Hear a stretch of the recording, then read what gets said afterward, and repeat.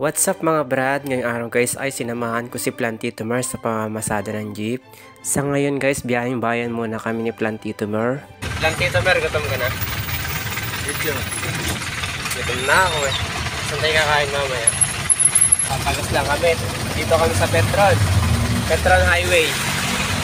Ayan. Ayan, palis na kami. Diretso na ng bayan.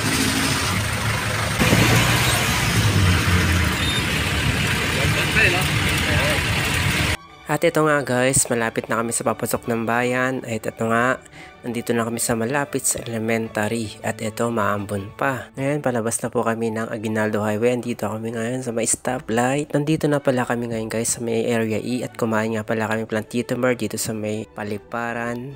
At ito guys, nadaanan din namin ang Team Itik Clothing na maangas na clothing sa balat ng lupa. Kakain muna kami ni Plantito Mer ng takoyaki. Nandito kami sa Team Itik Shop. Yan.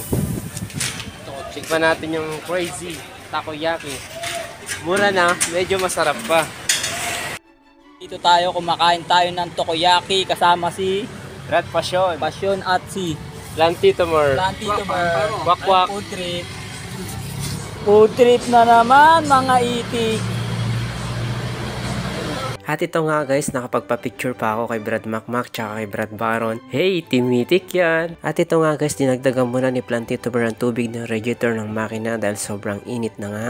Mga tayo guys, Dito kami sa Watermark. grabe. Init.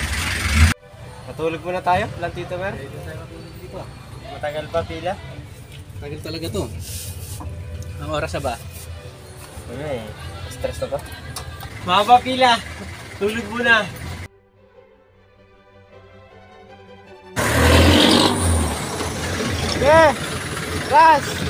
Atras! At tarin nga guys, tinawag na kami sa pila at kami na daw ang susunod. Atras! Malapit na bumangga. Sige, atras! Atras! At ayun nga guys, palabas na kami ng Walter Mart. At dito na nga magtatapos ang pagsama ko kay Plantito Mer. Pauwi na rin ako. Na-experience kong sumama sa kanya sa pamamasada. Bye guys!